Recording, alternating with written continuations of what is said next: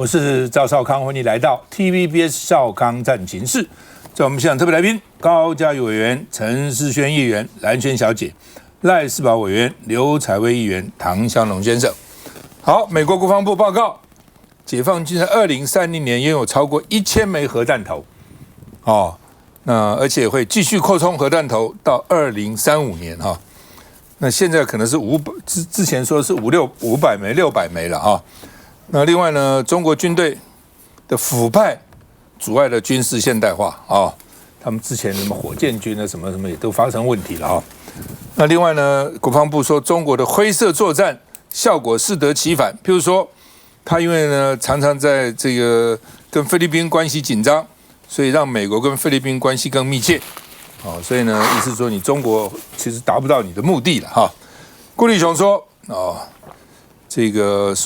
因为美国国防部说中国对台湾动武会阻止美军介入了，那边就阻挡美军，所以顾立雄说我们要强化嚇阻能力来防止台湾有事。布林肯说呢，世界已经表态，台湾是我们的事情，并不是说台湾只是台湾的事情，跟我们无关，是我们的事情。不过布林肯快下台了啊。那另外呢，这个参议院通过国防预算为了嚇阻北京呢，所以呢，这个等于是给台湾3亿美金来强化台湾的安全。我们看一下。美国五角大厦公布2024年中国军力报告，指出中国加大对台湾在外交、政治及军事上施压，包括在台湾周边的海军部署、增加进入台湾防空识别区的次数，以及在台湾周边的大规模公开军演，持续破坏台湾周边长久以来的行为规范。Where Taiwan Strait Centerline crossings used to be relatively rare and were reserved for political signaling purposes have now become routine, where we generally see hundreds of Strait Centerline crossings a year. 虽然习近平希望在2027年以前具备武力侵台能力，但美国国防部官员重申，冲突并非迫在眉睫且不可避免。今年中国军力报告首度提到解放军贪腐问题，认为这可能阻碍中国实现2027年军事现代化目标。报告指出，中国核弹头数量在过去1年增加100枚，和2020年相比翻了3倍。在今年年中，中国核弹头数量已经超过600枚，预计到2030年会超过1000枚。美国国安战略认定中国是步步进逼的挑战，总预算达8952亿美元的国防授权法案，包括155亿美元的太平洋威慑倡议，以及设立台湾安全合作倡议。2025年最多可以动用3亿美元协助台湾维持足够自我防卫能力。这个星期，参众两院已经表决通过，下一步将送交拜登签署成法。美国总统拜登任内团结盟友，和中国在经济、科技上竞争。国务卿布林肯说，他跟中国外长王毅的每一场会谈，中方总是从抱怨美国跟盟友的行动开始，一讲就是30到45分钟。而台湾也是美国团结盟友的一个例子。What is trying to say every time the word Taiwan comes up? Don't even mention it. It's no one's business but our own.What we've been able to do is, I think, open the eyes of almost the entire world to the fact that, no,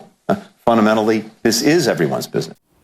好不好？反正中美一谈，老公就说谈到台湾，老公就不要谈，台湾是我们的内政问题，我们的事情，你不要介入。布林肯这边说，台湾不是只有你们的事情，是我们的事情。来，香港怎么看？从北京的角度来讲，解决两岸的问题是实力原则，换句话说，跟谁谈都没有用。就最后是由他的实力来决定。那美国国防部的这个中国军力报告，反正他每年都会提。那今年呢，在 CSIS 就是我们常引用的这个智库，也是呢国防部的外围组织体。那如果要有特别的意义，就是说现在全球的情势紧张，那这又是拜登卸任前的最后一次的报告，也许对于就是说民主党的世界观呢，有一些参考的价值。不过我们把它讲的几个的重点简单谈。第一个就是说，他所形塑的中国大陆的军事预算，把各种的隐藏性的，他认为隐藏性该算入军事预算的所有的这算进来，大概呢3000亿美金。就算3000亿美金，这从他的版本，3000亿美金也不过是美国的国防预算的1/3。那第二个就是说，所有关于中国大陆核武器，中国大陆核武器呢在增加，这个是大概全世界都知道，不增加就不合理了。中国大陆增加核武器是必然的，而且合理的。但是我唯一跟的报告的立场非常不一样，就是中国的核武器的增加太慢了。以现在呢国际情势变化的复杂度来讲，太慢。但是当他今年9月25号，他试射了东风31AG，经过40多年之后，第一次呢试射呢洲际导弹准确落地之后，显然美国非常清楚，美国现在只要是碰到中国大陆的领导人，每一次一定谈核武。就像呢上个月才刚在呢南美见过面，即使拜登卸任前跟习近平见面，仍然在谈核武。强调呢，核武绝对不能够交给 AI， 一定要我们人跟人的 face to face 来决定核武器的使用。所以核武呢是美国现在最想要把中国拉进来，放进了全球框架里面去对话的内容。第四个就是在指责呢中国的所谓的灰色作战，觉得他对菲律宾如何，觉得呢这个呢对美国来讲好像捡到便宜一样。嘴是两张皮啊！美国人讲话你都必须要有，起码你要有反向解读的能力。中国最少是用灰色作战，他用的是海警。美国的作战是没有灰色的，美国的作战呢全都是黑色的、红色的，直接就是杀。明年是美国立国250周年，从1976年到明年2025年250周年。今年只要过了年之后，美国就开始大肆庆祝。川普一上来第一件事情呢，一定是大肆庆祝美国建国250周年。250年里面呢，平均每6年美国打一次仗，每1年美国一定有美军在地球上面的某个位置当中或者几个位置在杀人。美军每1年都在地球上的某些角落里面杀人。今天地球上面的难民几乎100%都是美国创造的，近1000万的难民都是美国人创造的。这样的一群人，当你看到他侃而谈世界和平的时候，你不会觉得喷饭嘛？你不会觉得想笑嘛？对，从台湾的角度来讲，面对到国共内战架构、两岸统一问题，台湾呢会有精神跟所有的未来的政治军事的压力。台湾在主观感受上面，我们生活在地方充分理解，可是理解国际大事的时候，循着美国人思维跟言语，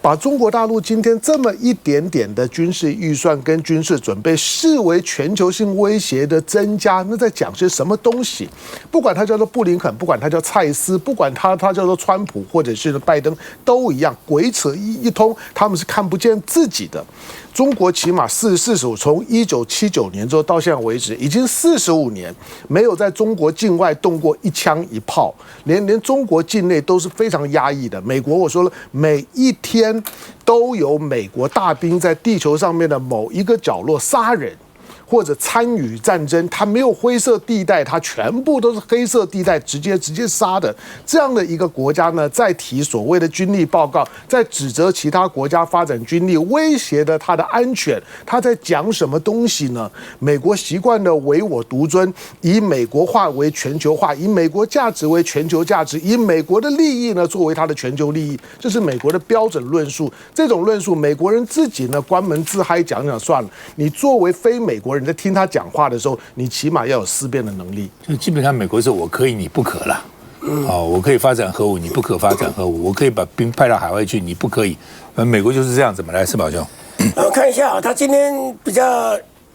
显著的标题啊，大家注意到的是说，他很快的会到1000枚的核子弹头，一年多100枚1年多100枚。可是美国有多少呢？超过5000了，俄罗斯将近6000了。对不对？你一来讲的话，它现在是几百，跟这个美国来比还是差一大截，而且你说未来几年这个中国大陆这样子发展核武啊，美国难道不会增加吗？美国也会增加啊。这一部分他没有讲，他就讲这个中国大陆是这样的。第二个我要谈的是，这布林肯强调说，他每次跟老共谈的时候，老共就说，台湾是我们的事，没列台机啊，只是台湾是中国的内政问题。可是问题就在于说，你讲说我们的事什么意思？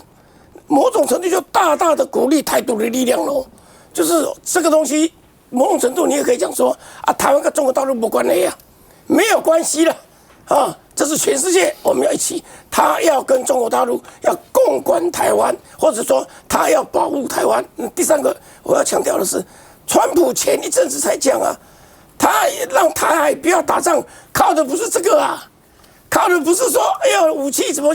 等等的，叫他不要打，或者是说他如果打台湾，我要去打他的北京，不是啊，靠的是交情，他靠的是他跟习近平这个要过硬的交情，这么好的交情，叫他不要打，习近平会听他的话，所以他不会打，他变这个样子，所以你会发现到美国出这个报告跟他的思维，你就发现到拜登的现在的做法跟川普未来的做法，其实很多地方是矛盾的。一方面，你凸显中国大陆的兵力，它的发展多么的快啦，钱砸了多少啦。可是另一方面，你又想到说，川普未来他不是要用这个来嚇阻中国大陆进犯台湾，而是用他跟习近平的交情。所以这里面太多的讯息，我们要好好的记住。嘉宇。其实中国大陆内部的问题，最近大家也不断的披露，包括说，习近平半年多来清洗了超过15名以上的这些解放军的高层，那再加上习近平身边，大家认为说，一向从福建跟着习近平，到现在是中央军委高层的苗华，最近也中箭落马，也凸显说，这个习近平跟解放军之间，是不是也有某种程度的矛盾？因为这个解放军报在最近这个礼拜就披露说，中共应该要回归到集体领导，而不是一家之言，似乎想要挑战习近平的地位，所以这也是外界在看说中共内部的不管是贪腐的问题、军事的腐败，或者是说权力的斗争的问题，这些都对习近平他现在的领导地位是有这个更大的危机。所以当我们在看说，哎呀，中共要怎么样兵力怎么样的时候，其实它内部更大的问题可能还山雨欲来。那再加上说，最近大家在看说什么军舰90艘，这个围绕着台湾，然后跟以前不一样的是，完全都没有发布任何的公告。然后像以前中共可能是会不断的宣传，做大内宣、大外宣，这一次是非常的低调，也被认为说，是不是有一种就是挑战习近平，然后这个军方自己在自己做这样子的一个超演的作为，所以我觉得大家也可以去观察说，最近中共内部的这种权力斗争会不会越来越严重？那至于台湾，现在就是把我们该有的国防自主，该有的这些国建国造等等的这些工程，保卫好自己的国家，把自己做好是最重要的。休息一下再回来。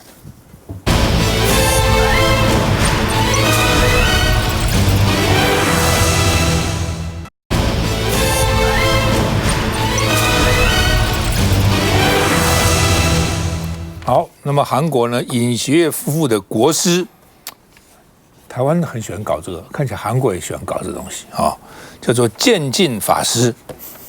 台湾选举有很多人去算命啊什么，就很多时候我问他说：“你看起来不会当选，为什么去选？”算命说我会当选了那这个叫做全成匪被抓了，因为他怀疑收大额非法政治献金。总统的国师为什么收钱？表示他对总统有影响嘛，对总统的夫妇有影响。尤其这个总统的太太也蛮迷信的。当然也不能说他迷信了因为大家也都在讲说，那个青瓦台是不是有问题，风水不好，所以每一任总统这个不是什么被关了，就是跳崖自杀等等。所以呢，他已经叫尹锡悦上班不要在青瓦台，在国防部。就这样还是逃不了这个魔咒所以看起来跟青瓦台无关，而是你总统本身到底怎么做的那现在连国师都被抓了而且收了大量的政治现金。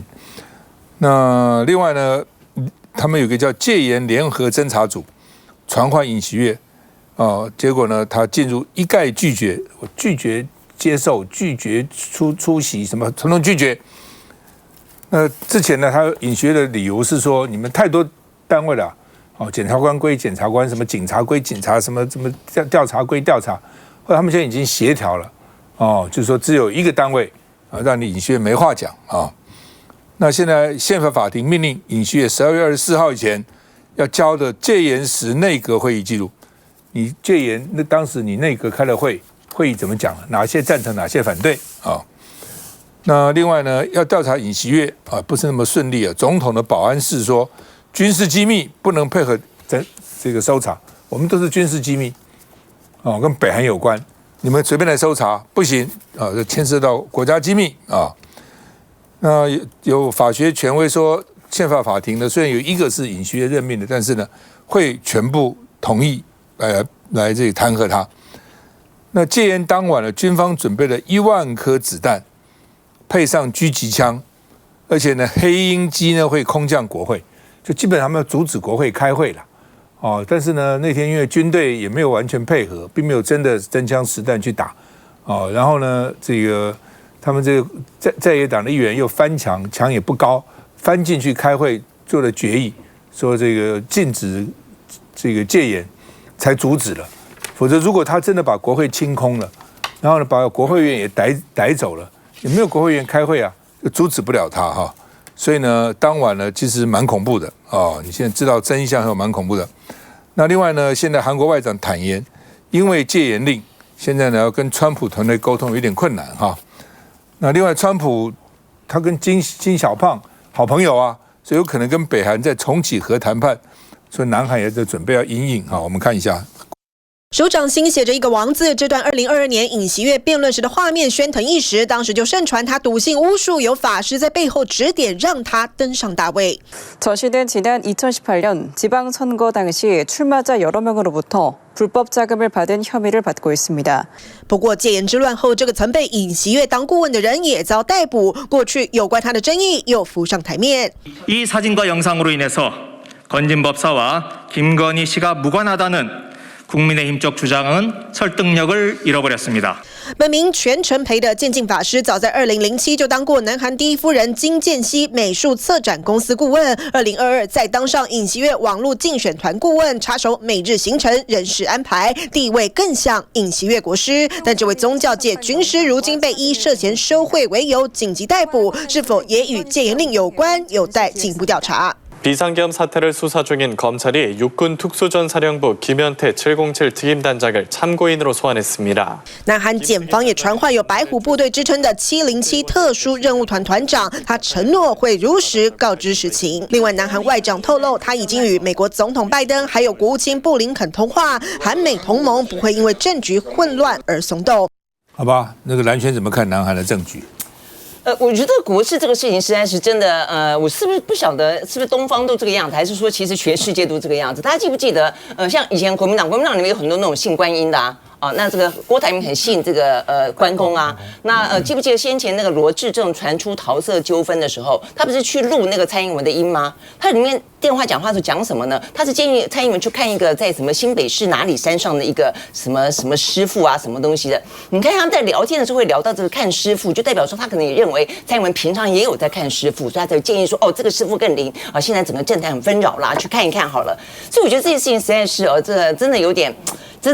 这个牛给蛇神的感觉了但回过头来讲，那当然很显然的，这个尹锡悦不管是手上写个王，还是他们说呢什么就职典礼的时候呢，他要求这个代表要拿着桃树的花束通通走进去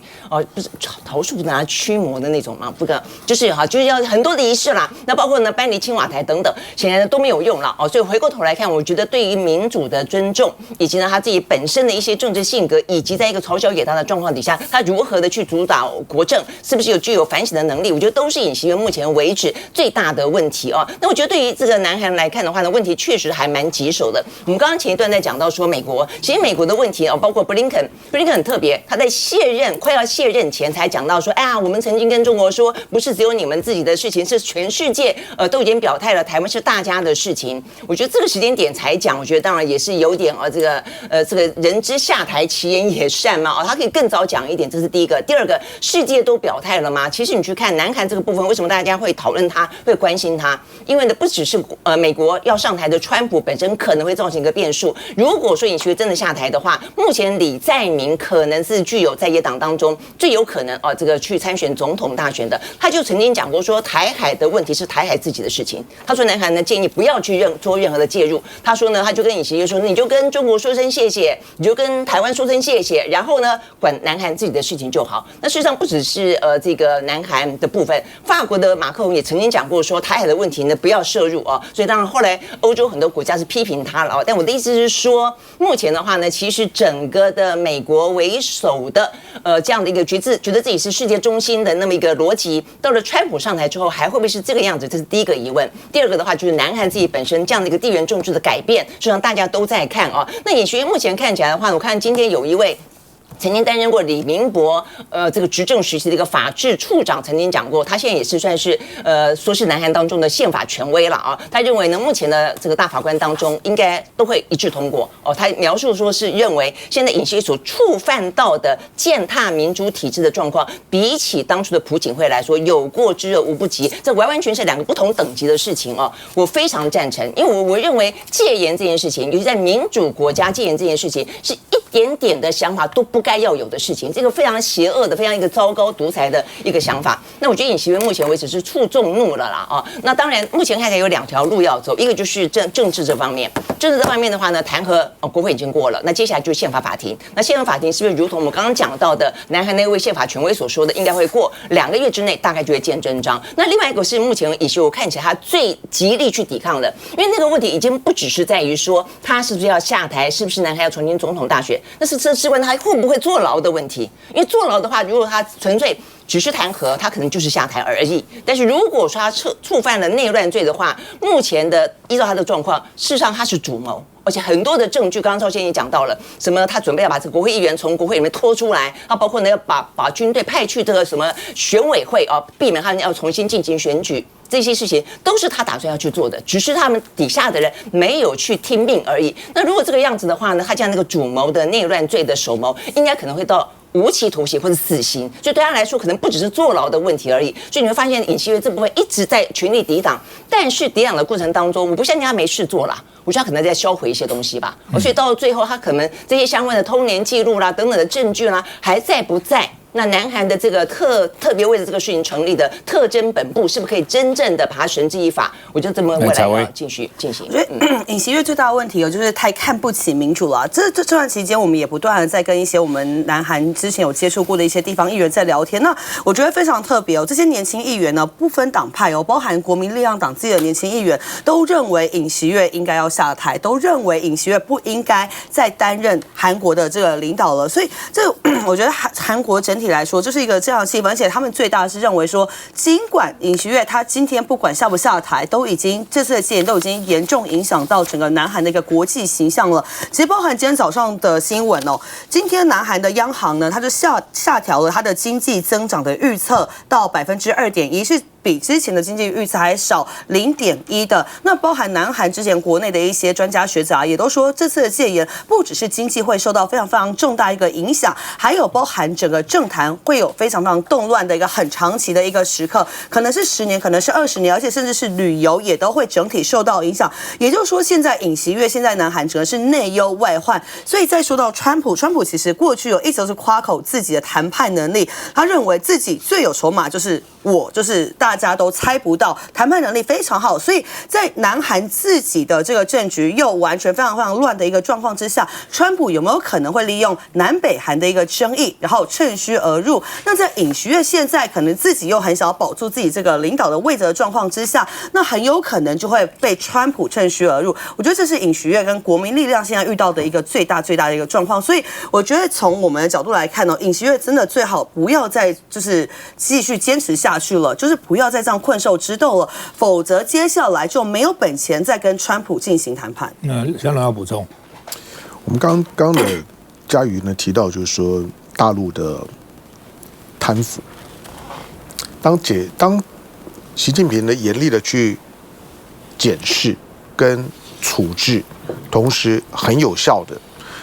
2个国防部长下台，2个军头下台，两个火箭军的这领导人先下台，我们到底该用什么样的态度？我们不是应该给他拍手吗？他整治贪腐雷厉风行这么的有效，然后之后他亲自呢到安徽视察火箭军，然后看着呢看着东风31A 导弹的成功的试射，从个军事管理要求军中呢，要求连结这件事情，是习近平3个任期里面呢，他非常重要的成绩。他第1个任期他打贪污，第2任期打贫穷，我只希望他第3任期不要打台湾。好，那韩国我们也是倒过来看，老实讲，韩国要戒严，关我们屁事呢？